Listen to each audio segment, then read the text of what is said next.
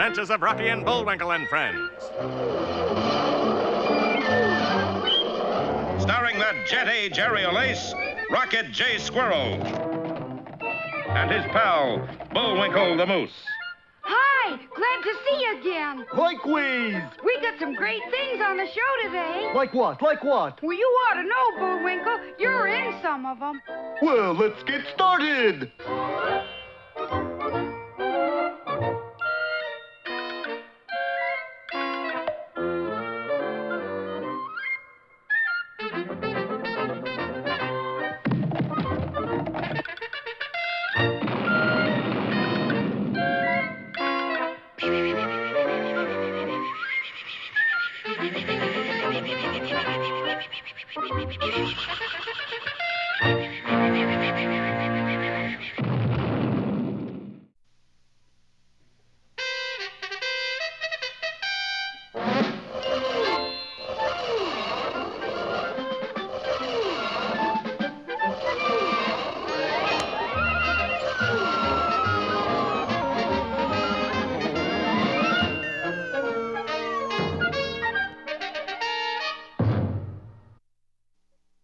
Anyone who went past the third grade surely must remember the thinkings of the great thinker, Hypotenuse. It was he who said, Tibi fumus obsidio septum doro. which roughly translated means everybody can do something. How very true that is. Take Otis Gum of Owl's Eye, Nebraska, for example. He can put 6 flashlights in his mouth at one time. And let us not forget Adler Suggins. Mr. Suggins went over Niagara Falls sitting on a large bagel. No one had ever done that before. Adler Suggins only did it once. Hey, Bullwinkle, did you read where Adler Suggins went over Niagara Falls on a bagel? That's pretty amazing. Yeah. Didn't think they made those big bagels anymore. No, I meant it was amazing he went over the falls. Oh, shucks, that's nothing. Everybody can do something. It's like Hippopotamus said, tubofungus obsidian September daddy-o or something. Oh, yeah? Well, what can you do? For one thing, I can remember everything I ever ate. What did you have for breakfast 2 weeks ago today? 6 pancakes, 4 eggs sunny side up, a slice of ham, 3 hot dogs, a bowl of chili, and a raisin cookie. Golly, that's amazing.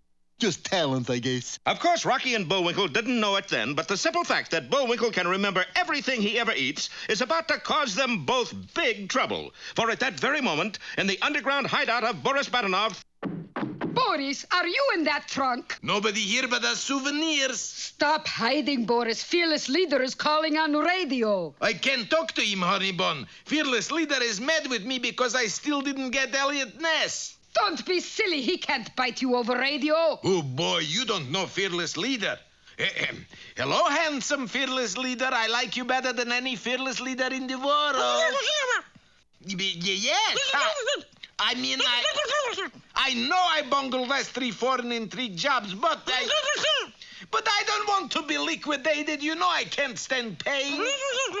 One more assignment. Honeyborn Fearless Leader is giving me one more chance. Good for you, darling. I have pencil, Fearless Leader. Shoot. I mean, what is assignment? Yes?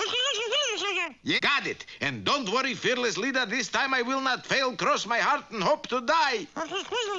I was afraid you'd say that. Bye-bye, Fearless Leader. What is new assignment, Boris? Kill moose? No, steal formula. What formula? Who cares? Any formula. Boris couldn't have picked a better day to look for a formula, for in another part of the city, one Dr. Bermuda Schwartz was testing his new invention for the army. Now, when I push this plunger, that bridge over there is going to blow up with a million pieces. Very well, Doctor. Let it go. All right.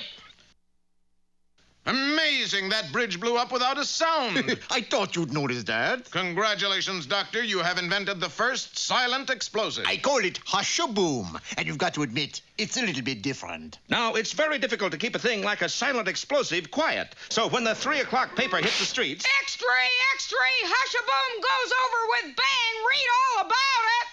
A silent explosive. Oh, how nice. Well, that does it, Natasha. Professor Bermuda Schwartz is target for tonight. And the villains skulked off toward the professor's laboratory, little realizing that our heroes were heading toward it from the other direction. What will happen when they meet? We'll find out next time in Boomtown or Destination Schwartz.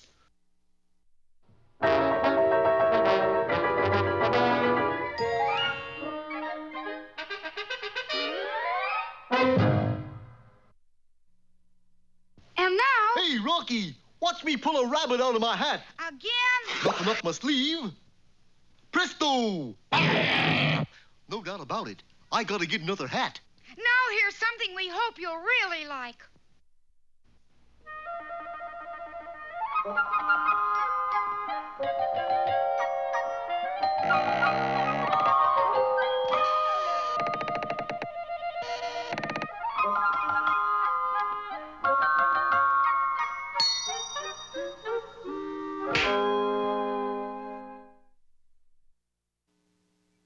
Once in a kingdom, on a street, there was a potter's shop. The reason that it was a potter's shop is because there was a potter inside who made pots. All day, every day, the potter made big pots, little pots, round pots, and square pots. I don't know why I make these square pots. Nobody ever buys them. Because his whole life was built around pots, the poor potter had developed a boiling temper. Each night when he'd finished his work, he would slam shut the door of his shop, grumble his way along the street, Grumble, grumble. enter his house with a slam of the door, and say to his wife, Where's my dinner? On the table, dear. Curds and whey? I hate curds and whey. But, dear, you hate everything. Huh? Oh, that's right. Give me a spoon, baby. then when he'd finished dinner, All right. Where is it? Here it is, dear. and his wife would hand him a pot that he would smash into 1,000,000 pieces. There. Now I can read the paper. Following this, the potter's good wife would always say to him, John, I do wish you'd do something about that temper of yours. It's going to get you into trouble someday. he would answer. Bah! The following day, as he grumbled his way toward home, Grumble, grumble. he chanced to bump into a witch who was taking her sick bat to the veterinary. And, of course, he flew into a rage. Why don't you watch where you're sneaking? Well, you witches are all alike. Hog the whole road if we'd let you. You don't scare me, and that goes for your bat. Furthermore... Well, now it was a short time later that the potter's wife was in the backyard gathering wood when... My, John is home already. and she hurried into the house. Hello, John. Anything happen at work today? Nothing that I would care to talk about. Why, John, you've been turned into a frog. I was hoping you wouldn't notice. What am I going to do, dear? Hop yourself right back to that witch and tell her you're sorry. Maybe she'll take pity and break the spell. Willing to try anything, the potter hopped off down the road to the witch's house. Unfortunately, that time of year was the season for witches, and he hadn't gone too far before he met a second witch. Oh, goody, a horrid little frog. I think I'll turn you into an ogre. No, I'll run and hide. It was too late, for with a wave of her crooked stick, the old witch turned him into an ogre. Say, nice job, even if I do say so myself. Well, now I can knock off for the day. Ta-ta. Now the poor man was in more trouble than ever. And it wasn't over yet. Hi, ogre. Don't call me ogre. I hate being an ogre. Oh, well, shucks, I can fix that for you. You mean you'll change me? Sure. And she did. Into a troll. There you go, kid. Now you can go live under a bridge and scare billy goats. Even though he was now a troll, he didn't have the slightest interest in living under a bridge. All he wanted to do was to get home without meeting any more witches. But that, it seemed, was impossible. Say cheese. Don't say it. You were going to cast a spell on me. How did you know? A lucky guess. And waving her wand, she cast the spell, turning him into a handsome prince. Say now, things are looking up. But not for long. For the witch that just turned him into a troll saw this, and she became very angry. What's the idea of breaking my spell? When I change him into trolls, they stay trolls. How dare you? I say handsome prince. Troll! Prince. Troll! The next time around for the prince, I am going to cut out. Prince.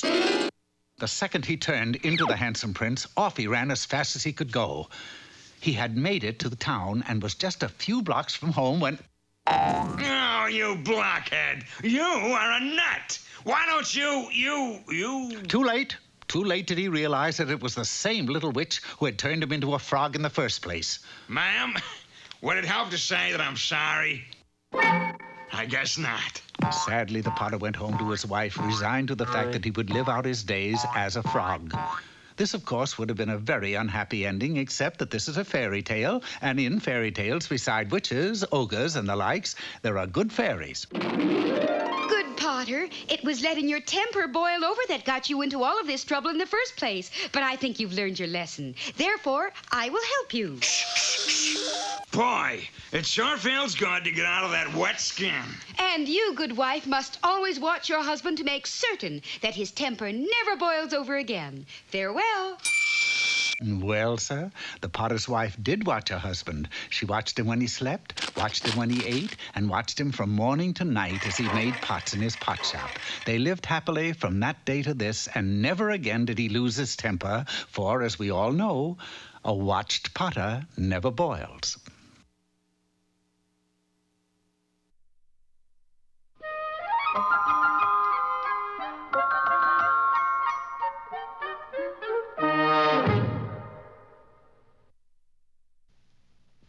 Eeny, meeny, chilly beany, the spirits are about to speak. Are they friendly spirits? Friendly? Just listen. Hello there. Today's poem is called... Hey, Moose, how come you always read poetry? Well, it's my part of the You joke. think you are the only one with soul? You want to read a poem? Certainly. Today's poem got the title, How to Be Happy Though Miserable. But... Are you almost disgusted with life, little man? But... I'll tell you a wonderful trick. I... That brings you contentment, if anything can. Give me... Do something to somebody quick. Oh! Though it rains like the rain of the flood, little man, and the clouds are forbidding and thick, you can make the sun shine on your soul, little man. Do something to somebody quick. But you got the words wrong. It says do something for somebody, not to 'em. Well, after all, in poetry is not the word so much, it's the thought that counts. And now... Hey, Rocky, watch me pull a rabbit out of my hat. Again? Nothing up my sleeve. Presto! Wrong hat. I take a 7.5. Now here's something we hope you'll really like.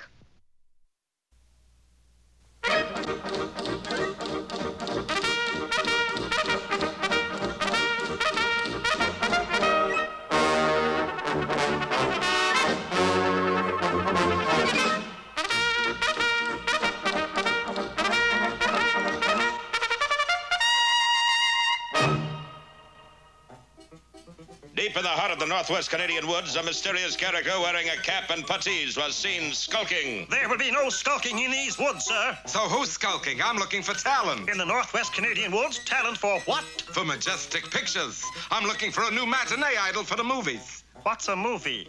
Oh, I forgot you people are so remote out here, you haven't seen a movie before. I haven't seen a movie because there is no such thing, and you, sir, are skulking.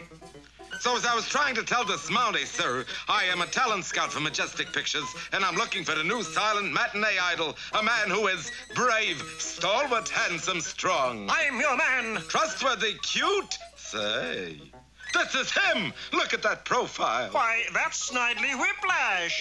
Snidely Whiplash, eh? Has a nice ring to it. Good box office, just the man I'm looking for. He's just the man we're looking for, too. Majestic Pictures can do much more for him than you can, sir. Don't stand in the way of the boy's career. You haven't signed him to a contract yet, have you? Not exactly. You see, he's the most wanted man in Canada. And I can see why, too. That chiseled nose, that firm chin. Where can I get a hold of this boy? Do you suppose we would be standing here if we knew? Hard to get, eh? Well, I must have that boy. But how can you, a mere flatlander, hope to get Snidely Whiplash when the Royal Canadian Mounties have been trying to get him for years? What do you have that we haven't? Money? Inspector Fenwick. Yes, Dudley? What's a movie? And Majestic will make me a star? That's right, Snidely, baby. You will be the idol of millions. Sign right here, sweetie. Halt! In the name of the RCMP, I have come, Snidely Whiplash, to bring you in because the Mounties always get their man. Well, you're not getting this man. I just signed him to a 15-year contract with options. Gee, 15 years. That's a pretty stiff sentence. Snidely Whiplash went to Hollywood to star in silent movies. Overnight, he became a sensation. He was known as Snidely Whiplash, the Great Profile. He introduced the tango, which swept the country. Everybody was doing his famous tango. However, in northern Canada, Snidely Whiplash laid a bomb, mainly because the people there had never seen a movie. But his absence was sorely felt by members of the RCMP. They were becoming disenchanted. Without Snidely Whiplash, Inspector, there's no incentive to being a Mountie. The Mounties have lost their golden life. Why, to bring in Snidely Whiplash was the dream of every young Canadian boy. I know, Dudley, but we must go on somehow. But on the brighter side, a new movie house has been constructed in town. Why don't we run over and take in a movie, Dudley? What's a movie?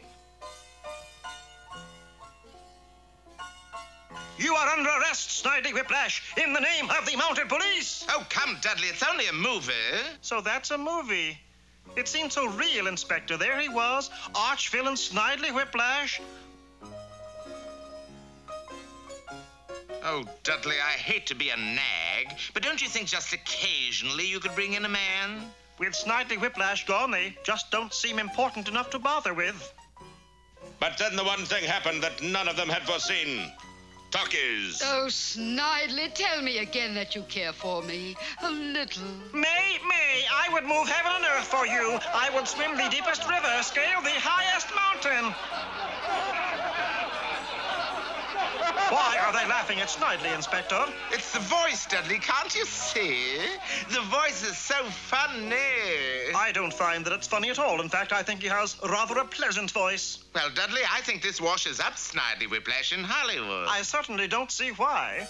But you can't tear up my contract. I'm a star. And besides, my 15 years aren't up yet. You didn't read the fine print, Snidely baby. It says, quote, in the event of talkies, if the party of the first part, that's you, talks in any manner, way, or form like Dudley do-right, the party of the second part, that's us, has the option to tear up the contract. Curses foiled again. That's what happens by associating with a do-right. You do wrong. So Snidely Whiplash had to return to northern Canada with no more than when he left, except a scrapbook. There were no cheering crowds, no band, no welcoming committee. Just one lonely figure standing on the platform. Dudley Do-Right. Well, Dudley, I suppose you want to bring me in. Why, no, Mr. Whiplash. All I want is your autograph.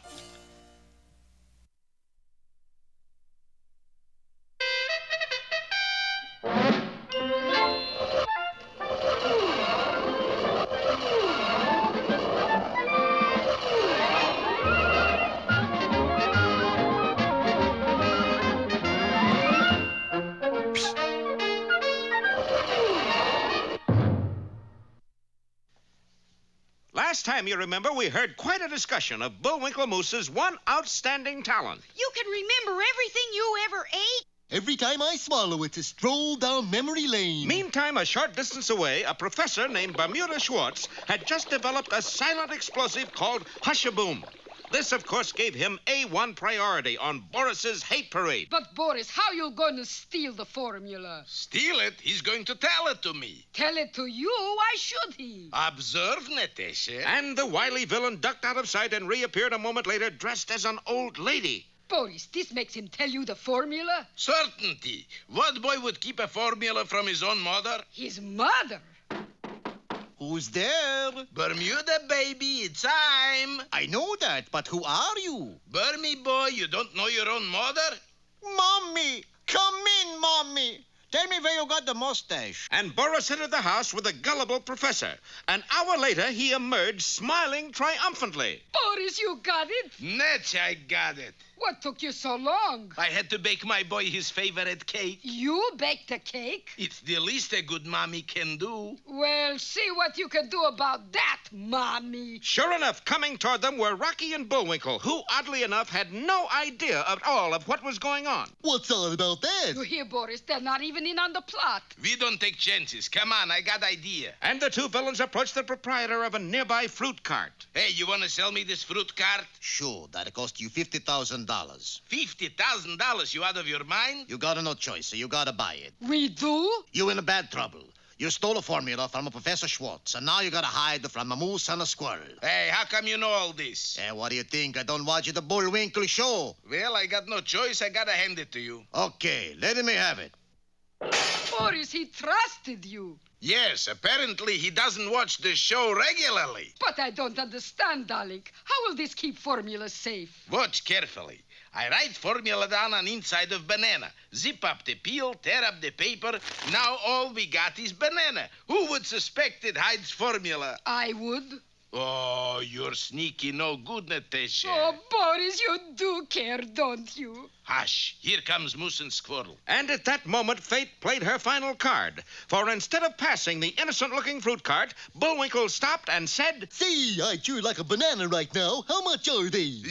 Bananas? Yeah. We have no bananas today. See, that'd make a great song title. Those are bananas right there. Yeah, how much? They're not for sale. Oh, come on, I'll give you a quarter for one. No. 50 cents? Bullwinkle, that's too much. $1. Well, Boris, no. $2. Bullwinkle, no. It's a deal. Boris, no. Pay the man the $2, Rock. And Bullwinkle walked off munching a $2 banana containing $1 million formula. How does it taste? Expensive. Boris, how could you do such a thing? I didn't want to. He took advantage of my crooked nature. This will ruin you with fearless leader. What are you going to do, darling? Moose has ruined Boris, so now Boris will ruin Moose. And a steamroller can do it, too. Be sure to thrill to our next episode entitled Flat of the Land, or A Rolling Stone Gathers No Moose.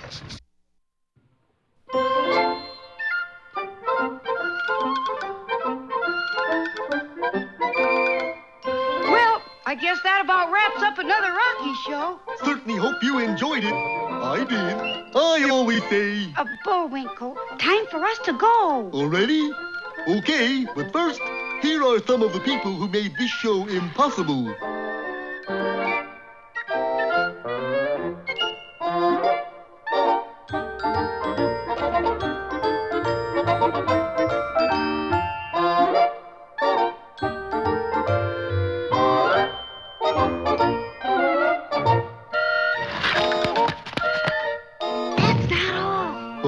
Get tired.